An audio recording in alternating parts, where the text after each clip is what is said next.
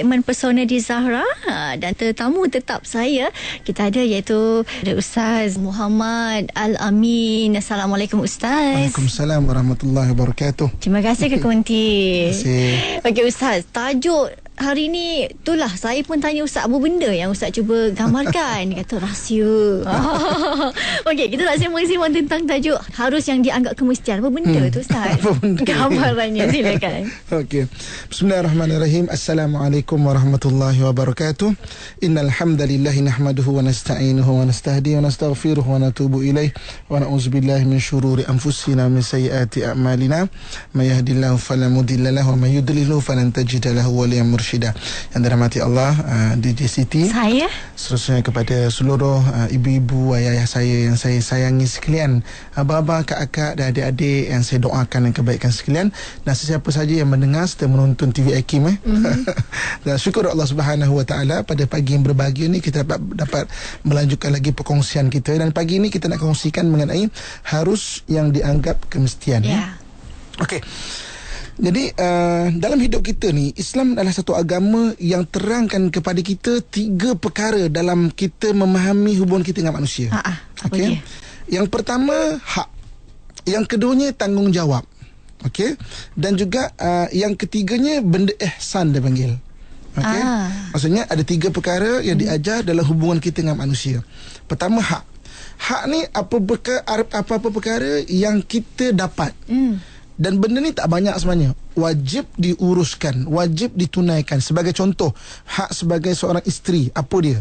Dia wajib mendapat nafkah zahir dan juga batin. Dia wajib mendapat pembiayaan tempat tinggal. Dia wajib mendapat pembiayaan makanan. Dia wajib mendapat pembiayaan pakaian dia. Itu benda yang hak, benda yang mesti kena tunaikan. Okey, pada seorang isteri. Tanggungjawab pula, apa benda pula dia perlu memberi pula, apa pula dia perlu bagi pula, apa pula yang perlu dia tunaikan pula. Okey, tanggungjawab. Jadi Islam ajar pada kita, okey, patut tadi seorang isteri kan, apa benda yang dia hak dia perlu dapat, dan apa benda pula dia perlu tunaikan sebagai tanggungjawab dia seorang isteri. Dia perlu mentaati suami, dia perlu melayan kehendak nafkah batin suami jugalah. Nafkah batin suami itu, dia perlu mentaati suami, dia perlu menghormati suami. Dia tak boleh nak mengajak orang lelaki lain masuk dalam rumah dia tanpa izin suami. Dia tak boleh nak keluar rumah tanpa izin suami. Itu tanggungjawab dia. Okey. Bagi seorang suami, apa hak suami? Hak suami kan, apa benda yang dia perlu dapat, dan benda ni tak banyak, benda-benda wajib tak banyak. Sebagai contohnya, apa yang perlu dapat, suami perlu dapat ketaatan bagi dia. Begitu juga suami itu perlu dapat, dia tu perlu dihormati, dan juga apa hak suami itu, dan apa pula yang suami perlu tunaikan tanggungjawab. Itu bab pertama dan bab kedua kan. Dan bab yang ketiga, ibu-ibu, ayah, abang, kakak yang saya doakan dan saya sayangi sekalian, iaitu ihsan. Ihsan ni bukan kesian ihsan ni bukan kesian. Ni ihsan saya ni macam kesian lah kan. Bukan ihsan ni apa-apa perkara yang kita buat lebih. Contohnya, kita perlu dapat hak bagian, tapi bang tak apa, saya lepaskan hak saya. Itu dalam kategori ihsan. Ataupun kita perlu buatkan satu tanggungjawab, tapi kita buat tanggungjawab itu lebih lagi. Itu dia panggil ihsan.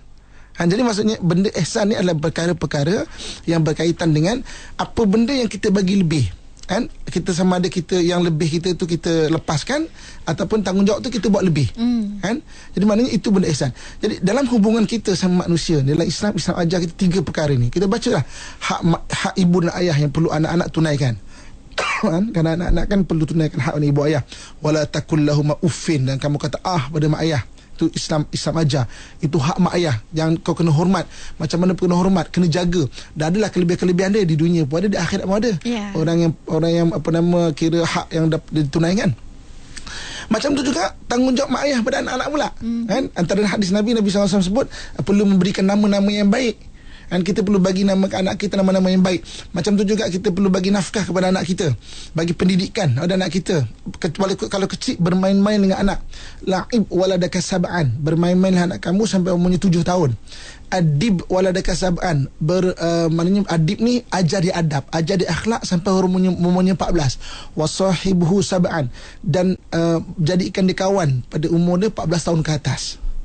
So maknanya tanggungjawab yang ibu ayah perlu tunaikan pula pada anak-anak. Okey. Yang dibuat lebih itulah ihsan. Ihsan. Contohnya macam katakanlah setahun sekali ada bawa anak pergi jalan, kan?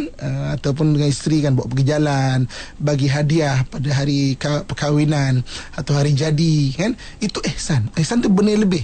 Tak ada dalam hak ataupun tak ada tanggungjawab, tapi benda yang lebih. Kan? Itu Islam, cantiknya Islam diajar kepada kita pun kena ada tanggungjawab pada kita tunaikan. Kemudian ada hak yang seorang tu perlu dapat, yang perlu kita uruskan, dan juga ada konsep ihsan. Ihsan ni maksudnya kita bertimbang rasa lah. Waktu tu kita katakan dalam rumah tangga ni perlu bertimbang rasa. Maksudnya kena ada benda yang kita boleh atau perlu untuk kita bagi lebih.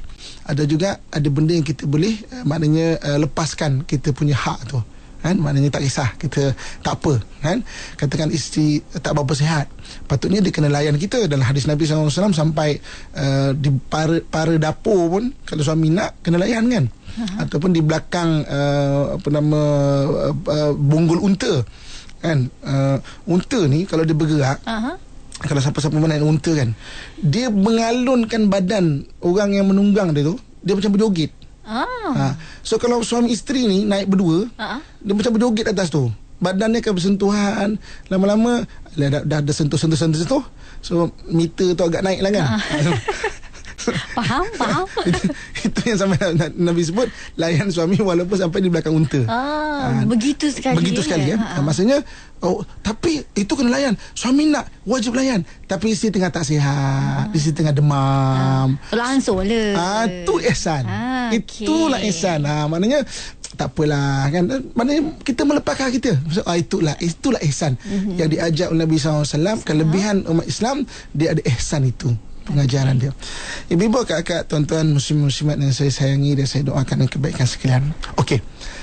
Apa yang perlu kita faham pada tiga-tiga perkara ni, kan? Yang perlu kita faham tiga-tiga perkara ini, benda-benda ihsan ataupun benda-benda harus ni, kadang-kala seseorang itu tuntut dia seperti sebuah kemestian. Ini salah. Okey, kita tak cerita hak kita boleh tuntut. Sampaikan kata seorang suami tak menunaikan hak isteri dia dari sudut nafkah, isteri boleh tuntut sampai perkara-perkara yang boleh dituntut melalui saluran undang-undang lagi. Boleh pergi ke mahkamah syariah lagi. Sebab itu hak dia. Itu hak dia. Memang wajib dia dapat. Itu wajib dia dapat.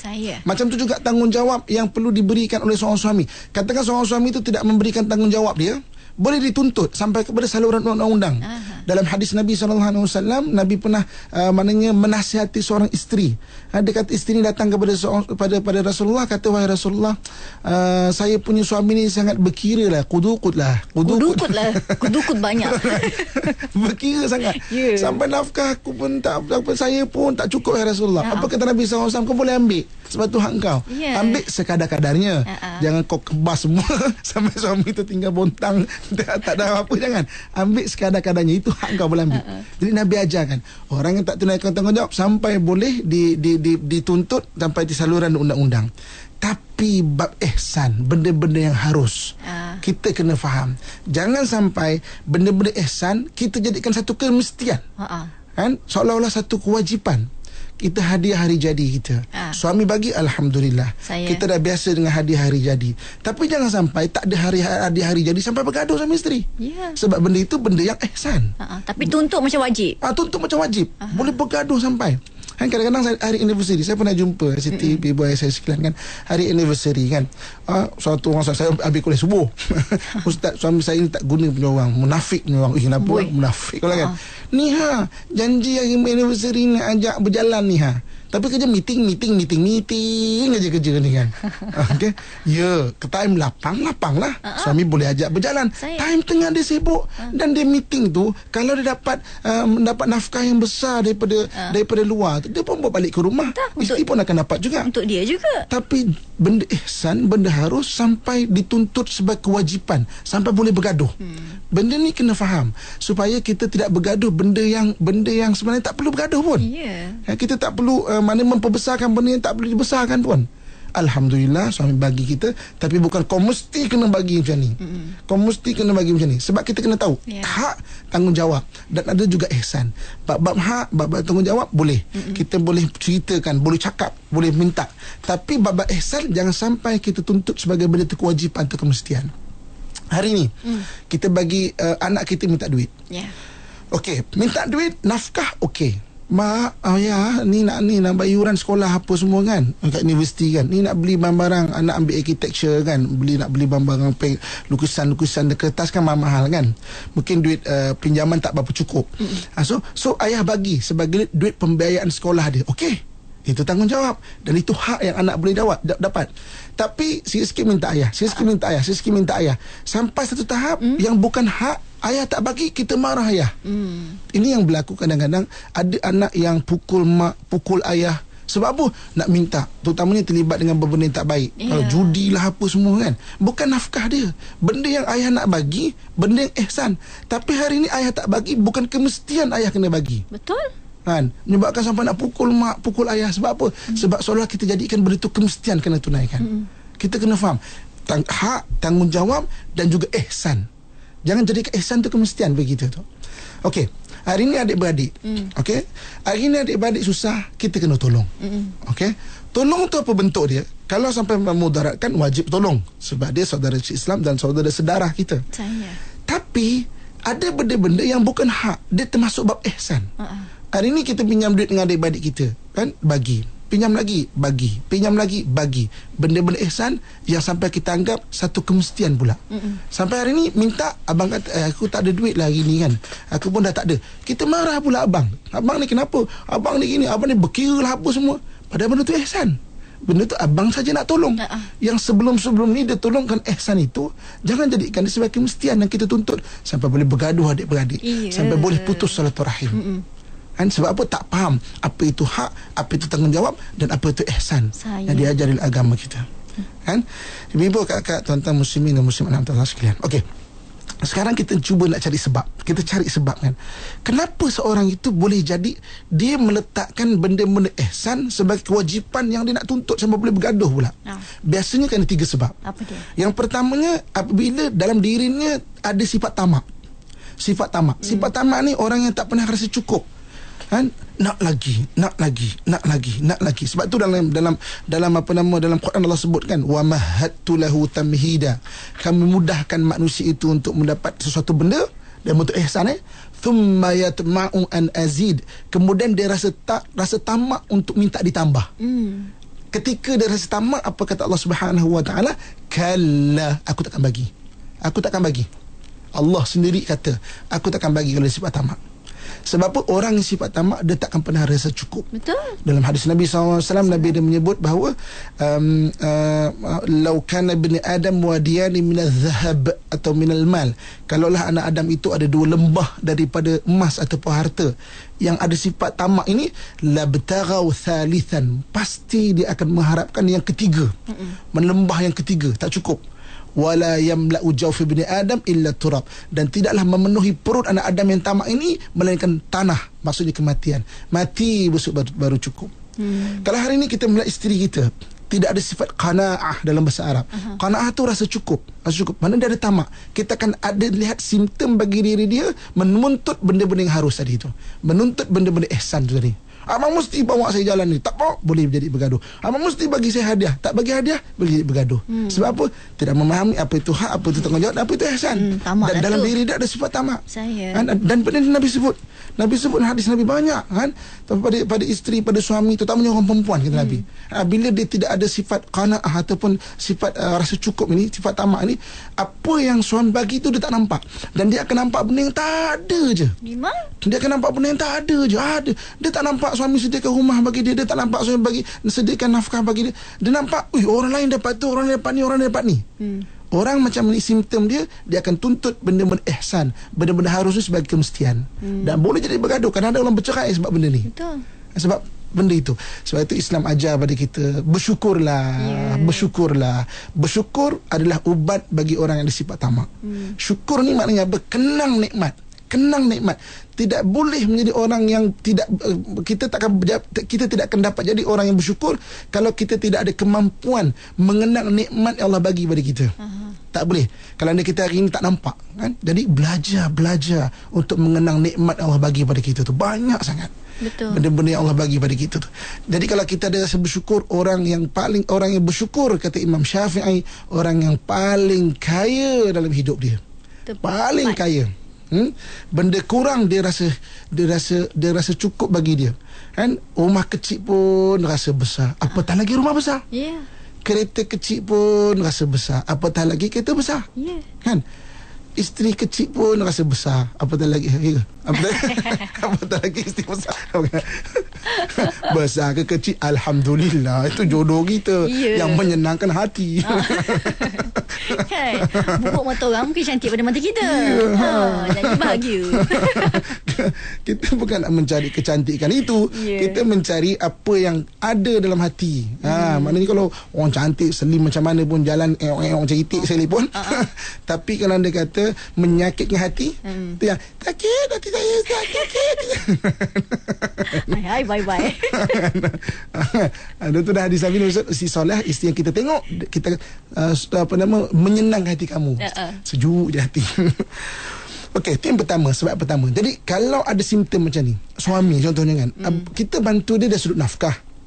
Tapi seolah-olah macam, kalau suami tak cukup, isteri tu mesti kena bagi duit gaji daripada seorang suami tu. Kan? Benda-benda ihsan yang dia agak kemestian pula. Kita boleh tengok, ada simptom yang pertama, tamak. So ubatnya apa? Kena syukur. Kena ada ilmu untuk mengenang nikmat Allah yang berada di sekeliling kita. Sebab kita ni Siti, ibu, ayah saya sekalian, kita ni hidup dalam lautan nikmat Allah Subhanahu Wa Taala. Kan kita hari hidup dalam nikmat Allah, lautan Allah Subhanahu Wa Taala. Kenapa kita nak memperbesarkan benda yang susah? Bayangkan, katakanlah kita hidup dalam lautan yang kita ni ikan, semua benda tu menyenangkan kita, tapi yang kita besarkan, kenapa di sini ni ada ada kayu yang lama kat sini tak dipindahkan? Sedangkan itu yang sibuknya. Sedangkan luas lagi nikmat Allah Subhanahu Wa Taala itu. Kan, terlalu luas. Wa in ta'uddu ni'matallahi la tuhsuha. Kalau kamu kira dan hitung nikmat Allah, kamu tidak akan mampu untuk menghitungnya, kata Allah Subhanahu Wa Taala. Dia akan mampu menghitung kalau dah tak ada. Dah tergantung, dah tergadah, baru reti nak bersyukur, baru reti nak hilangkan sifat tamak tu. Sebab apa? Kadang-kadang manusia akan rasa dah tak ada, barulah dia rasa macam tu. Biasa.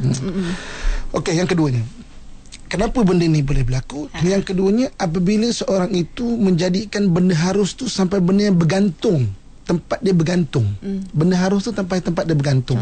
Contoh katakan kita, adik-beradik kita susah, contohnya kan. Kita di Baghdad Baghdad.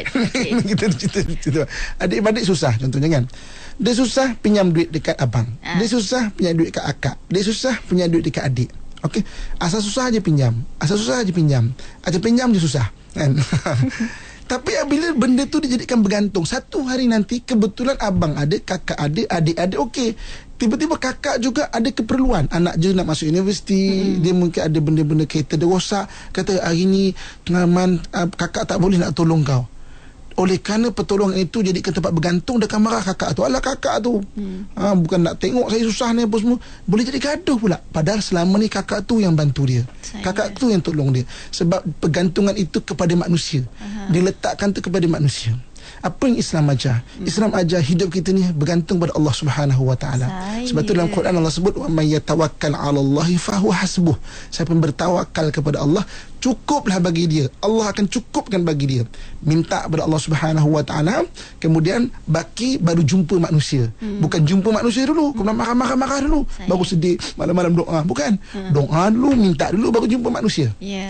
Itu susunan yang Nabi SAW ajar pada kita. Itu yang keluar pepatah baru, Ustaz. Orang lain berumah tangga, kita pula yang sara. Orang lain kahwin, kita pula yang sesara. Okey, so jadi hidup kita ni kena latih-latih, bergantung pada Allah Subhanahu Wa Taala. Sebab ibu-ibu, ayah-ayah, abah-abah, kakak saya sekalian, ya, Allah datangkan keluarga, Allah datangkan family kita untuk bantu kita. Sampai satu tahap kita memang bergantung hanya kepada Allah Subhanahu Wa Taala. Apa-apa pun hidup kita, sampai dalam sama ada kita hidup di dunia ini, kita meniti hidup di dalam kubur, kita meniti hidup ke akhirat, bergantung pada Allah Subhanahu Wa Taala. Allah ajar pada kita. Cukup kan bagi orang yang yang bergantung pada Allah Subhanahu Wa Taala. Dalam kitab Duratun Nasihin ada ceritakan kisah macam mana bab tawakal ni. Nabi Sulaiman kan dia boleh berbicara dengan binatang-binatang kan. Satu hari Nabi Sulaiman bertemu dengan seekor semut. Dia kata, wahai semut, kau 1 tahun lah kan, kau berapa banyak kau makan? Nabi Sulaiman tanya pada semut ni. Semut ni kata apa? Sebiji kurma. Dan kurma ni merujuk pada kurma belah-belah Palestin, sebab Nabi Sulaiman berada di Palestin kan. Nabi Sulaiman berada di sana. Kurma Palestin besar kecil? Besar. Kurma Palestin ni yang agak paling besar di dunia, daripada Jericho tu, dan sedap rasanya. Saya kalau buat rombongan pergi Palestin, dan saya akan highly recommended beli kat sana, besar.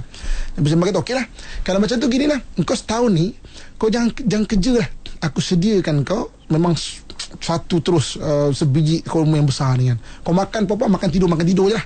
Kau tak payah cari sikit hari ni, besok cari, tak payah. Okey, boleh kan. Itu bahasa nak senang faham. Bukan dia cakap okey Nabi Sulaiman. Bahasa senang faham. Nabi Sulaiman letakkan di satu tempat dengan satu kurma Palestin yang besar kan. Dan selepas tahun, janji setahun kan, setahun satu kurma tu. Lepas tahun Nabi Sulaiman datang, Nabi Sulaiman tengok, makan separuh je. Nabi Sulaiman tanya, wahai semut, apa khabarmu? Bagus, wahai Nabi Sulaiman. Bagaimana keadaanmu? Aku sudah sediakan kau, kata kau setahun kau makan sebiji kurma. Ni aku tengok lepas tahun kau datang, kau makan separuh je. Wahai Nabi Allah, turunkan aku nak macam biasa lah. Sebab apa? Hari ni, walaupun kau sediakan rezeki aku setahun, aku bergantung pada engkau kan. Tapi setiap kali aku makan, aku akan terfikir, ini kalau tahun depan Sulaiman ni lupa nak datang macam mana ni kan. Walaupun rezeki itu ada, aku makan dengan rasa susah hati. Sebab apa? Bergantung pada makanan itu. Itu semut. Malu lah jadi orang kan? Jadi hari ni kita, bila kita bergantung kepada dunia kita bergantung kepada manusia, itu akan jadi. Kita akan takut, kita akan risau, sebab kita lupa yang bagi rezeki itu ada Allah Subhanahu Wa Taala. Manusia hanya wasilah saja. Manusia hanya perantara saja yang Allah bagikan kan. Sebab tu jangan bergantung. Hari ni kalau kita bergantung, kita akan sampai jadikan benda harus tu sebagai kemestian, dan kita boleh bergaduh pada benda harus macam tu kan. Dan yang ketiga, sebab apa? Ni ubat dia macam mana? Ubat yang ini kena tahu limit. Limit ni mana tu had atau hudud dalam bahasa Arab. Had diri kita tu. Maknanya tahu malu lah. Had diri kita, kita tahu yang bagi adalah Allah Subhanahu Wa Taala. Jangan bergantung kepada manusia, bergantung kepada Allah Subhanahu Wa Taala. Orang yang bergantung kepada dunia dia, yang paling rungsing kalau dunia itu tertanggal daripada hidup dia. Paling dia takut. Tapi bergantung kepada Allah, sesungguhnya Allah itu hayyul la yamut, hidup selama-lama dan tidak mati. Allah Subhanahu Wa Taala. Hebat kata-kata Ustaz. Okey, dan yang ketiga. Apa dia? Yang ketiganya, kenapa satu orang tu maknanya boleh menjadikan benda harus sebagai satu kemestian. Seolah-olahnya satu orang apabila dia mendapat satu benda itu sampai dia jadi selesa. Maksudnya apa? Dia dapat satu benda tu sampai jatuh ke zon selesa. Kan? Islam suruh kita hidup dalam keadaan selesa, tapi Islam tak bagi kita hidup dalam zon selesa. Orang yang hidup dalam zon selesa, dia tidak akan dapat merubah diri dia ke arah yang lebih baik. Kan? Sebab itu Islam ajarkan kepada kita mengenai tanzir, bukan saja bashir, berita-berita gembira, tabshir, tapi tanzir, benda-benda ancaman-ancaman juga kan? Contohnya kan, dalam hidup kita ni bukan saja benda-benda baik, kita ada juga ancaman-ancaman. Orang yang nak tengok kita, orang yang dengki kita, itu banyak ancaman. Bila kita tahu wujudnya ancaman, kita takkan jatuh ke zon selesa kita akan dalam keadaan berjaga-jaga. Kita akan terus memperbaiki diri kita. Kalau kita kata alah tak apa, ayah ada, alah tak apa, suami ada, alah kalau aku nafkah tak cukup, isteri aku ada, kita jatuh ke zon selesa. Kita tidak akan berusaha untuk meningkatkan benda-benda perkara itu. Sampai satu hari nanti katakan isteri yang tolong nafkah kita, tengah bergaduh, isteri tak mau bagi bantu, kita akan marah dia. Padahal itu benda ihsan, itu benda harus. Bukan benda hak, bukan benda tanggungjawab. Siapa boleh bergaduh? Padahal isteri bantu. Betul. Tapi boleh jadi gaduh. Sebab apa? Zon selesa. Jatuh ke zon selesa. Betul? Dalam Islam ajar pada kita, sekalipun kita kaya, sekalipun kita senang, Islam tetap ceritakan ada ancaman. Oh, kau senang, kau kena bayar zakat. Tak bayar zakat, dekat akhirat nanti berjawab, dekat kubur nanti berjawab. Siap. Cerah masa depan. Jadi kita dalam keadaan berjaga-jaga kan, menyebabkan kita takkan jatuh ke zon selesa. Kita tengok ajaran Islam suruh kita hidup selesa, tapi tak sampai kita jatuh ke zon selesa. Islam tetap cerita mengenai ancaman-ancaman nafsu, ancaman syaitan, ancaman macam mana boleh tertanggal iman ketika nak mati, ketika tak ditunaikan tanggungjawab ke akhirat macam mana.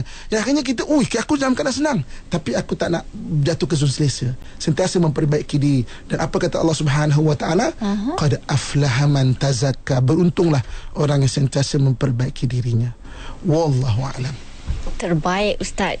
Kita buka ruang kepada anda para pendengar. Kalaulah nak interaksi dengan kami di Konti 3 platform. Yang pertama, boleh like kami di Facebook ikim.fm. Cara kedua, boleh telefon kita di Konti 0362051500. Ataupun cara ketiga, menerusi sistem SMS. Anda boleh typekan ikim, caratkan soalan anda dan hantar ke 39111. Sekali tekan refresh Ustaz, berderit zrup keluar soalan. Saya raikan sesempat yang mungkin kiriman daripada pendengar kita yang bertanya. Ali Hanafiah. Ustaz, adakah istilah ibu bapa derhaka? Ada ke tidak istilah itu? Andainya mereka tidak menjaga anak-anak mereka sejak lahir. Apabila anak yang tidak dijaga ini besar dan punya keluarga sendiri, ibu yang tidak menjaga anak-anak ini menuntut untuk memberi wang setiap bulan. Mana ibu kandung tak jaga, minta tuntut dengan anak kan. Bila anak dah besar, semua seronok tu anak saya, tapi nak membela payah jerih tu orang tak nak. Bila dah kaya raya, semua nak belaka kan.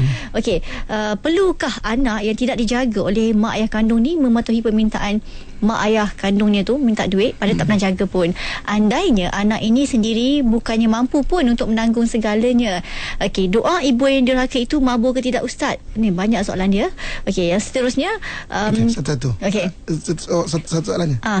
Itu soalan dia. Saya jawab dulu. Yang pertama sekali, istilah ibu bapa derhaka tu tidak merujuk derhaka pada anak. Dia merujuk kepada derhaka kepada Allah Subhanahu wa taala kerana dia tidak menunaikan tanggungjawab dia. Antara benda yang Allah perintahkan ibu bapa buat adalah memberikan nama yang baik, bagi nafkah dan sebagainya kepada anak-anak itu. So derhaka tu tak macam mana kita derhaka satu orang tu derhaka pada mak ayah. Orang yang derhaka pada mak ayah, dia ada dua dosa. Satu dosa dengan manusia kepada mak ayah itu, satu dosa kepada Allah Subhanahu wa taala yang memerintahkan kita jadi anak soleh. Tapi mak ayah hari ini tak menjaga anak-anak, dia derhaka kepada Allah Subhanahu wa taala. Daripada sudut agamanya, ibu ayah ni walaupun dia tak jaga kita, bila tak jaga kita, kasih sayang tu macam kurang kan. Tiba-tiba dah besar, dia minta duit dekat kita, kita kena bagi. Sebab nafkah itu, nafkah ni wajib ditunaikan kepada atas dan juga bawah. Atas apa? Ayah, datuk. Bawah siapa? Anak-anak dan cucu kalau mak ayah tu tak ada. Kanan kiri adalah isteri. Maknanya isteri. So atas ke bawah wajib kena bagi, kanan kiri adalah isteri. Jadi ibu ayah ni walaupun tak jaga kita, kalau dia tak mampu, kita kena wajib tunaikan dia punya hak nafkah tu. Apa? Makan, pakaian dan tempat tinggal dia. Kalau kita juga tak mampu, kita boleh tolong uruskan dia untuk mendapat bantuan daripada pihak lain, antaranya Baitul Mal. Tapi kita tak bolehlah mengabaikan dia. Sebab dia tak jaga saya Ustaz. Ya, walaupun tak Islam jelas direct sebut cerita mengenai tanggungjawab. Itu hak dan tanggungjawab. Dia bukan ihsan lah. Dia adalah tanggungjawab. Anak kepada ibu ayah tu macam mana? Dia bukan ihsan. Kalau anak tak mampu, macam mana? Maka dia tolong aturkan, fikirkan untuk mendapat bantuan daripada lain semaksimal yang dia boleh. Kalau dia tak mampu dan dia tak usaha semaksimal, baki serah pada Allah Subhanahu wa taala, minta ampun pada Allah Subhanahu wa taala. Wallahu a'lam. Seterusnya kiriman Eli in Danish. Ustaz, boleh tak huraikan hak ihsan isteri daripada suami. Sebab selama ni suami cuma bagi wang setakat keperluan dapur sahaja. Tapi kalau saya kena minta, kalau tak minta memang takkan bagi, ya. Maknanya dapat tapi kena minta, ya. Itu pun bagi setakat keperluan sahaja. Tapi akhir-akhir ini hubungan ihsan itu kurang, hubungan dia pada anak-anak kurang, dan saya meletakkan keutamaan pada anak-anak dia. Jadi saya hanya menjadi orang yang sentiasa akhir dalam sesuatu hal. Macam mana? Okey. Pertama sekali, kita terangkan balik istilah hak adalah apa yang seorang tu perlu dapat. Tanggungjawab apa yang perlu kita pula berikan, kita pula tunaikan. Ihsan ni bukan ala kesian aku bagi, bukan. Kesian ni maknanya kita melepaskan hak-hak kita ataupun kita bagi lebih pada tanggungjawab. Itu ihsan, dan sebenarnya itu sangat bagus dalam Islam.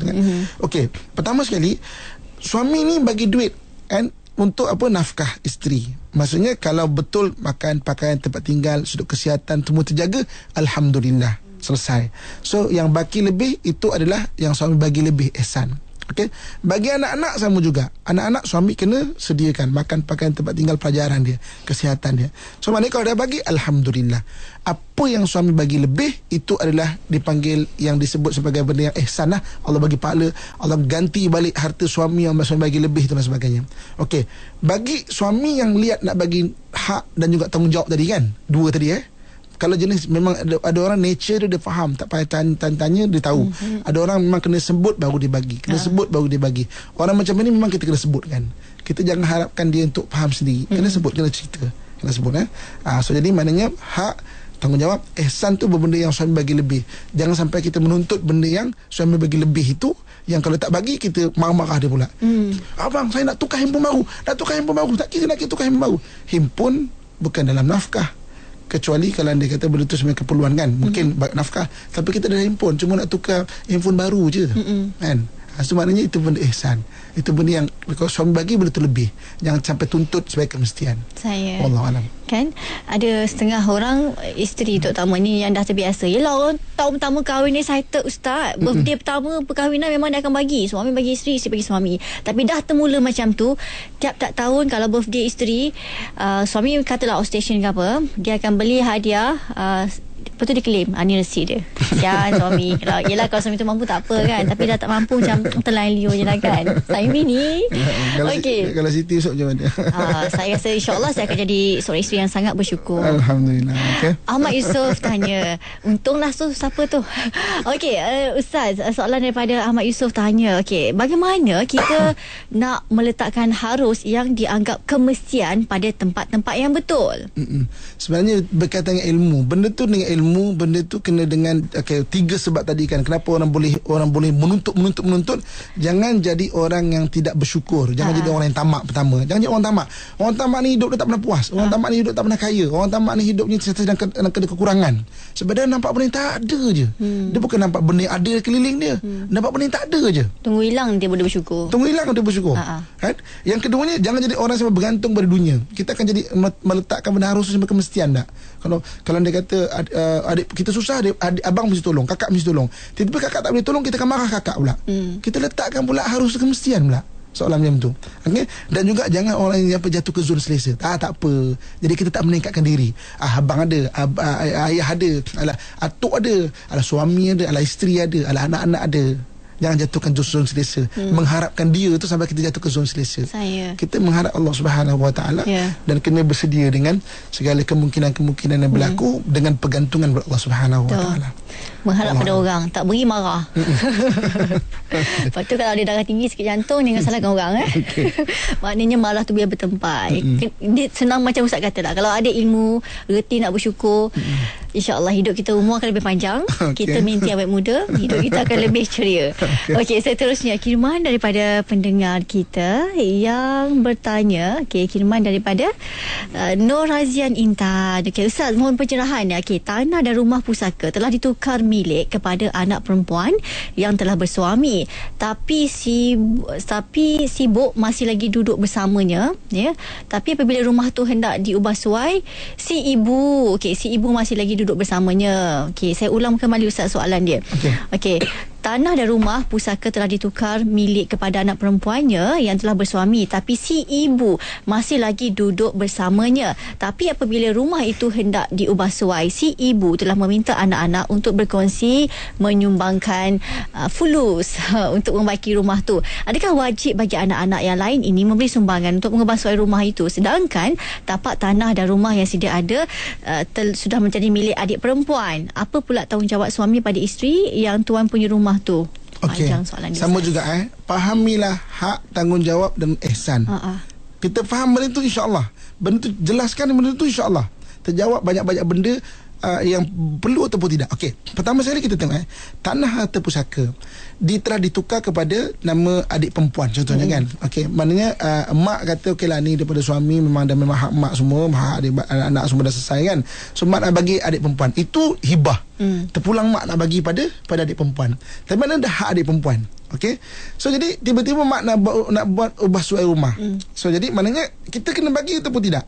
Kalau dia kata untuk keselesaan mak rumah tingkat 2, mak dah tak boleh nak duduk atas dah. Mak hanya boleh duduk bawah saja. So nak renovation tu, nak buat bilik mak kat bawah dengan tandas dengan apa semua, kita kena bagi sebab itu hak mak pada anak-anak dan tanggungjawab.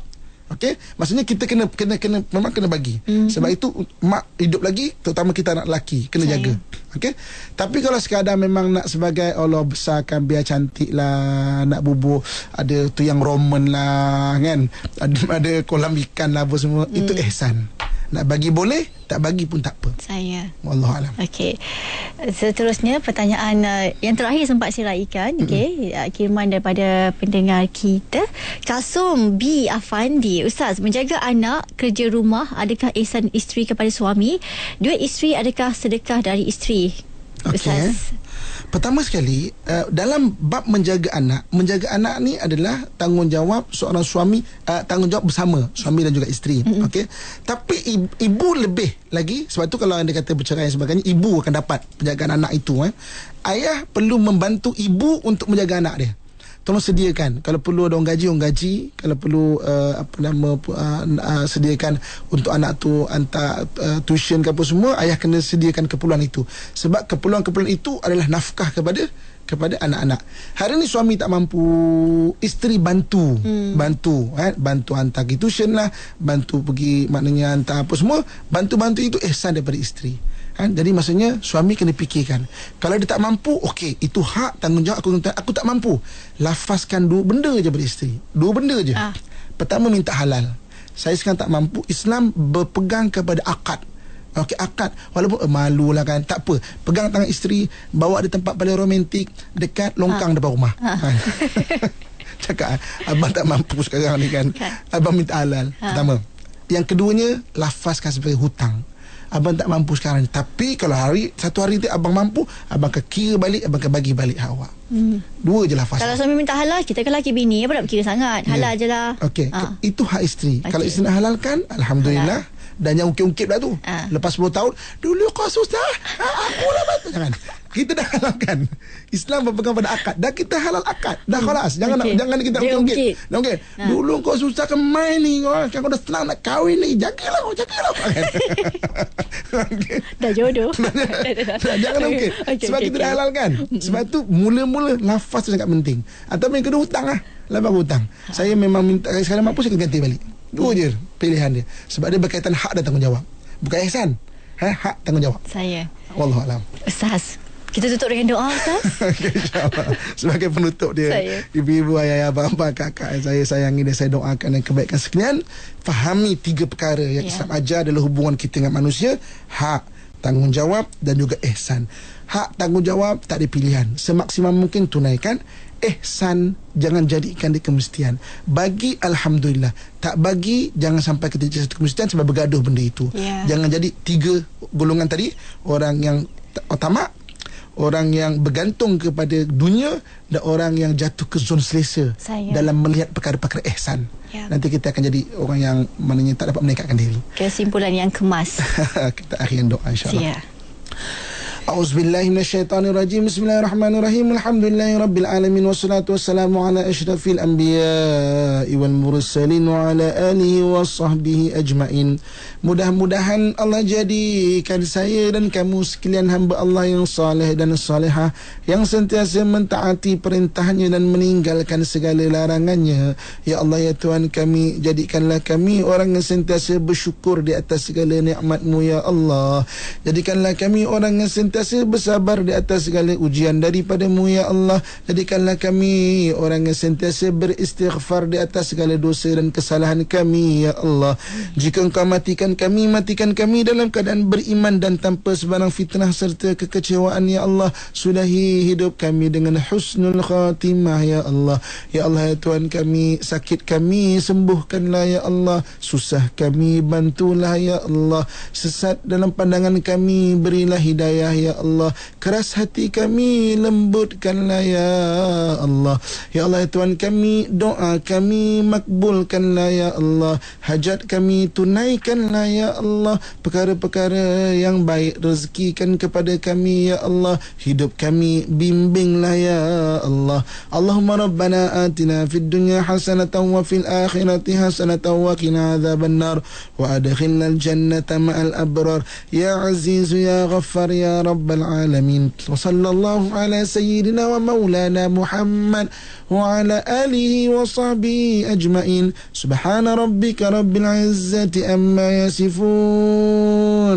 Wassalamun ala al-mursalin walhamdulillahi rabbil alamin. Taqabbalallahu minkum minna wa minkum taqabbal ya karim. Amin amin ya rabbal alamin.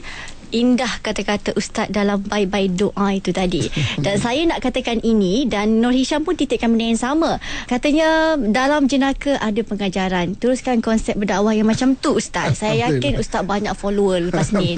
Sekarang ramai dah, akan makin berbilion-bilion nanti. Masa tu jangan lupa saya. Kalau saya panggil, datang on air untuk Pesona di Zahra. Assalamualaikum Ustaz. Assalamualaikum warahmatullahi wabarakatuh.